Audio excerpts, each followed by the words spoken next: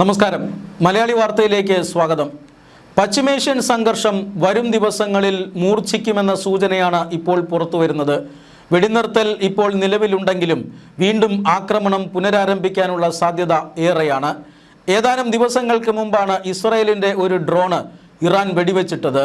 കഴിഞ്ഞ 2 ദിവസങ്ങൾക്ക് മുമ്പ് അമേരിക്കയുടെ MQ-1 പ്രിഡേറ്റർ ഡ്രോണും ഇറാൻ വെടിവെച്ചിട്ടു. അതിന് തൊട്ടു മുമ്പ് അമേരിക്ക ഇറാൻ്റെ ഹോർമൂസ് കടലിടുക്കിനോട് ചേർന്നുള്ള സൈനിക താവളങ്ങളിൽ ആക്രമണം നടത്തി. മിസൈൽ ലോഞ്ചറുകളും അതോടൊപ്പം തന്നെ ഡ്രോൺ കൺട്രോൾ സംവിധാനങ്ങളുമാണ് അമേരിക്ക ആ ആക്രമണത്തിൽ തകർത്തത്. ഹോർമൂസ് കടലിടുക്കിലുള്ള തങ്ങളുടെ സേനയ്ക്ക് ഭീഷണിയാകുന്ന നിലയിലാണ് ഇറാൻ അവിടെ സേനാവിന്യാസം നടത്തിയിരിക്കുന്നത്.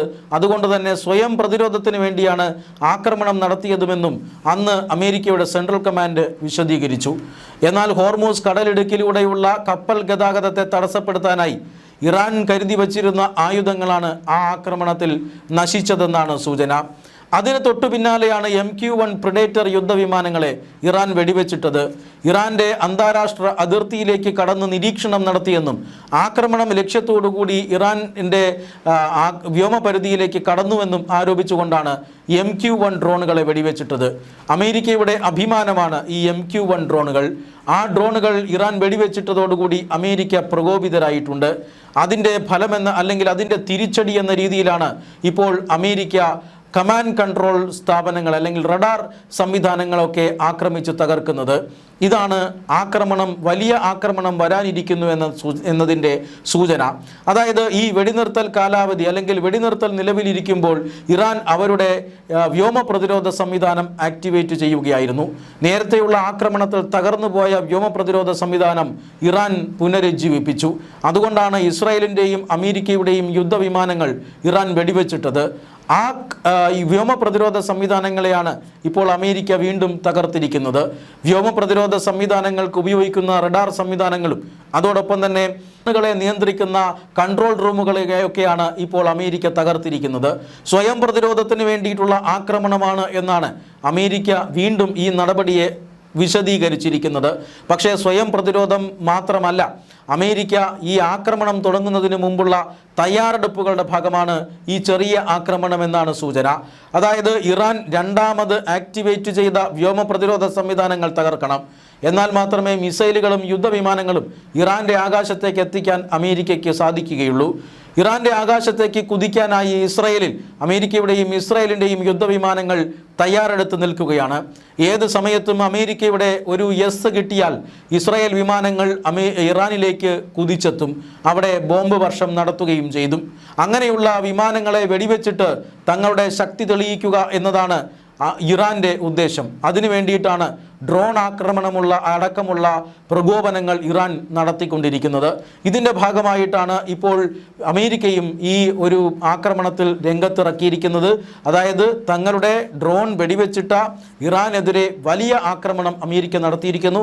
റഡാർ സംവിധാനങ്ങൾ മുഴുവൻ നശിപ്പിച്ചിരിക്കുന്നു. തൊട്ടു പിന്നാലെ വലിയ ആക്രമണം പുനരാരംഭിക്കാനുള്ള എല്ലാ സാധ്യതയും ഇതിൽ കാണുന്നുമുണ്ട്. ഏതാനും ദിവസങ്ങൾക്ക് മുമ്പ് അമേരിക്ക ആരംഭിച്ച ഹോർമൂസ് കടലിടുക്കിൽ ആരംഭിച്ച ഉപരോധം അമേരിക്ക അവസാനിപ്പിക്കാത്തത് കൊണ്ടാണ് സമാധാന കരാറിലേക്ക് എത്താൻ ഇറാൻ വിമുഖത പ്രകടിപ്പിക്കുന്നത്.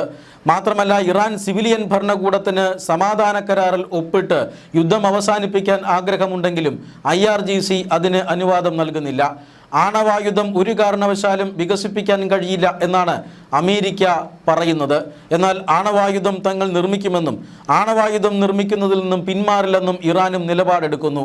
ആണവായുധങ്ങൾ നിർമ്മിക്കുന്നത് നിർത്തണമെന്ന് മാത്രമല്ല, ഇതുവരെ സമ്പുഷ്ടീകരിച്ചിട്ടുള്ള യുറേനിയം ഇറാനിൽ നിന്നും മാറ്റണമെന്നും അമേരിക്ക ആവശ്യപ്പെടുന്നു.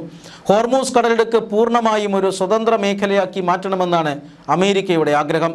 എന്നാൽ അതിൽ തങ്ങൾക്കും അവകാശമുണ്ടെന്നും അതുവഴി കടന്നുപോകുന്ന കപ്പലുകൾ തങ്ങൾക്ക് കപ്പം തരണമെന്നുമാണ് ഇപ്പോൾ ഇറാൻ വാദിക്കുന്നത്. ഇപ്പോൾ തന്നെ ഹോർമൂസ് കടലിടുക്ക് മുറിച്ചു കടക്കുന്ന കപ്പലുകളിൽ നിന്നും വൻ തുകയാണ് ഇറാൻ വാങ്ങിയെടുക്കുന്നത്, ചുങ്കമായി വാങ്ങിയെടുക്കുന്നത്. അതുകൊണ്ട് തന്നെ ഈ നികുതി പിരിവ് ഒഴിവാക്കിക്കൊണ്ട് ഹോർമൂസ് കടലിടുക്ക് പൂർണ്ണമായും സ്വതന്ത്രമാക്കണമെന്ന് അമേരിക്ക പറയുന്നു. പക്ഷേ അതിന് ഇറാൻ ഒരുക്കമല്ല. എന്തു വന്നാലും കരാറിൽ ഒപ്പിട്ട് ഒരു ഉപരോധം അവസാനിപ്പിക്കാനുള്ള നീക്കങ്ങൾ നടത്തണമെന്നാണ് ഇറാൻ ഭരണകൂടം പറയുന്നത്. കാരണം ഇറാൻ സമ്പദ് വ്യവസ്ഥ ഇവിടെ നട്ടെല്ല് ഒടിഞ്ഞിരിക്കുന്നു. ഇറാൻ്റെ കയറ്റുമതി തടസ്സപ്പെട്ടിരിക്കുന്നു. അതുകൊണ്ട് തന്നെ എത്രയും വേഗം ഉപരോധം അവസാനിപ്പിക്കാനാണ് ഇറാൻ ഭരണകൂടം ശ്രമിക്കുന്നത്. പക്ഷേ ഇറാൻ സൈന്യം അതിന് അനുവദിക്കുന്നില്ല. അമേരിക്കയുമായി ഒരു സഹകരണത്തിലെത്താൻ അല്ലെങ്കിൽ ഒരു കരാറിലെത്താൻ ഇതുവരെയും ഇരു രാജ്യങ്ങൾക്കും സാധിച്ചിട്ടില്ല. ഈ സാഹചര്യത്തിലാണ് അങ്ങോട്ടും ഇങ്ങോട്ടും പ്രകോപനങ്ങൾ നടക്കുന്നത്. ഈ പ്രകോപനങ്ങൾ വലിയ തിരിച്ചടിയിലേക്കും വലിയ യുദ്ധത്തിലേക്കും പശ്ചിമേഷ്യയെ നയിക്കുമെന്ന കാര്യത്തിൽ തർക്കമൊന്നുമില്ല. അങ്ങനെയുണ്ടായാൽ വരും ദിവസങ്ങളിൽ പശ്ചിമേഷ്യൻ സംഘർഷം മൂർച്ഛിക്കുകയും ഇന്ത്യ ഉൾപ്പെടെയുള്ള രാജ്യങ്ങൾക്ക് ദോഷകരമായി ഭവിക്കുന്ന രീതിയിൽ ലോകക്രമം മാറുകയും ചെയ്യും.